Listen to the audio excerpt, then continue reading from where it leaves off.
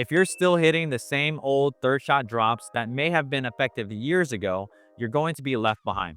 In this video, we're going to break down the top third shot drop options that you need to add to your game, including 2 brand new shots that are completely changing the way the game is played.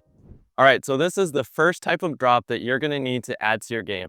It's called the lift or the push drop. This ball specifically is mostly going to be hit when that return is shorter and shallower in the court, and maybe I'm reaching forward for the ball down low, or it will be for that 5th shot drop. So let's jump into technique here and how to hit this shot. So first things first, we want to make sure that our wrist is locked and stable. If we are using our wrist for this shot and flipping our paddle, we're going to find a lot of inconsistencies when we are hitting this ball. Second thing, we are leading with our hand, not the top of the paddle. This kind of goes into play with that wrist action, but making sure our primary motion is here rather than there. All right, last thing, making sure our feet are stable as can be when we contact this ball so we can lift it up and over at a consistent rate. All right, so now let's jump into the second drop that you're going to need to add to your game, and that is the topspin drop. With this drop, it puts a lot of pressure on your opponents, and it also gives you a lot of margin over the net because you're going to be applying that spin and it's going to be landing downwards at your opponent's feet. For this drop, I'm looking for balls or returns that actually bounce up a little bit higher because I need to be able to get under it with my paddle head. So this could be utilized on a shallower or deeper return, or it could be utilized in a situation after I hit my drive, and then I can look to hit my topspin drop. All right, so now let's hop into technique. And for the topspin drop, I do recommend an Eastern grip or some grip that is close to Eastern. And the first thing that I really want to make sure is that I drop my paddle head down. You will see this. Now, whether I have my right foot in front here or my left foot in front, it really doesn't matter as long as I'm really balanced and I have my paddle tip down below the ball. From here, from this position, I'm going to be really swinging up on that ball and brushing the back of the ball so that I can get that lift and get that topspin motion.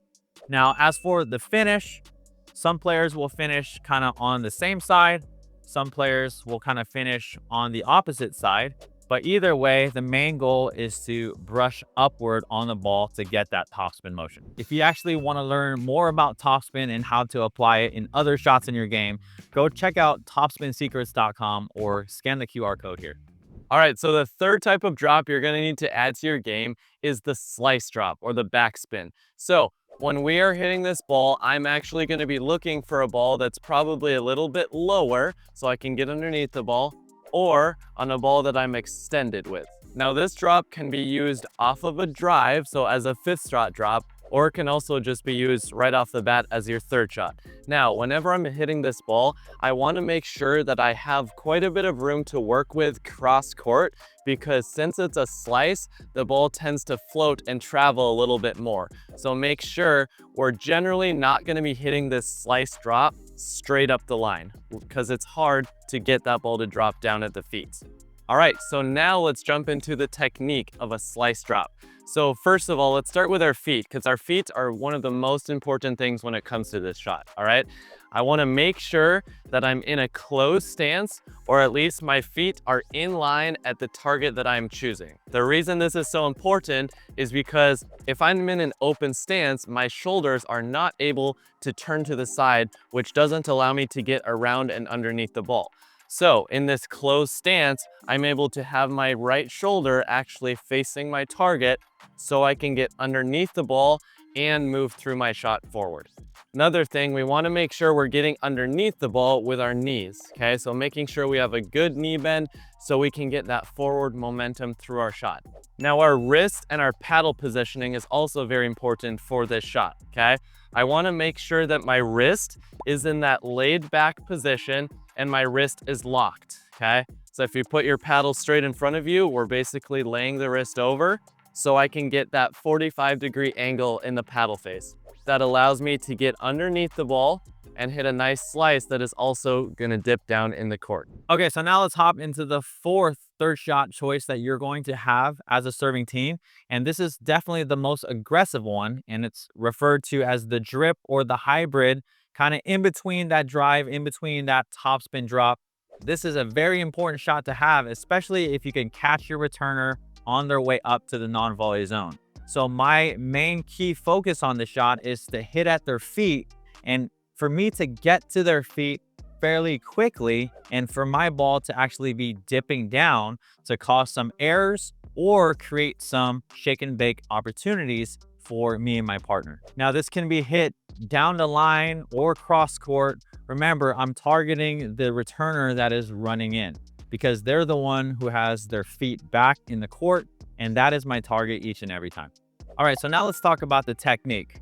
The biggest key thing is that I should prep as early as I can and take my paddle back. And now from here, I'm going to be hitting 60 to 70% of my swing speed compared to my drive. So on a drive, I'm hitting at close to 90 or full power percent. But on this shot, remember, if my end goal is to actually get it to the feet, I need to take pace off of my swing. And this is what dips it down. The other thing that I do want to mention as I bring it back and come through contact, I'm brushing up on the ball, but I am actually going through it as well. So you will see my follow through come through the ball and then up towards my left shoulder, just like a drive. Again, the main thing is controlling that swing speed and getting it to the feet. All right, so the fifth and final drop that we're going to talk about today that's very important, a little bit newer to the game, is the shovel drop. This is one of my personal favorites because it is very efficient and consistent, and it gets your team to the line. And ultimately, that's our goal for the third shot. It's not anything fancy or special, but it gets the job done. We actually did a whole video on this shot, so if you want to check that video out, make sure to click the card above. Now let's talk about when you will use this shovel drop. So the first time you might use it is off of a drive. So if I hit my third shot drive and that block comes back near my feet and I need to buy myself time, I'm probably going to choose to use a shovel drop just so I can get to that ball well and get that ball up and over the net. The second time I would use it is just again off of a third shot, maybe on one of those return of serves that really is penetrating in the court and deeper. So I need to buy myself time and get that ball up and over with a lot of margin for error. All right, so now let's jump into the technique of the shovel drop.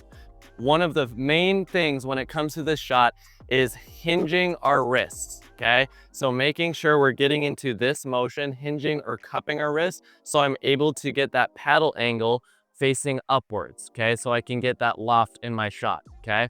The reason I want this loft is typically when I am hitting this ball, I am to the sides of myself or potentially even a little bit back, depending on how tough that return is. When I'm in this position after I get to my backswing, which again, shouldn't be too big of a backswing, but just enough to get behind the ball, I'm making sure I'm lifting forward and through.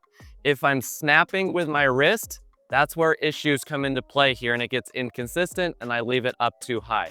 So making sure once we're in this hinged position with our wrist, from there, our primary motion and swing is with our shoulder. So lastly, I want to mention that because we're slicing this drop essentially, we're just shoveling the ball.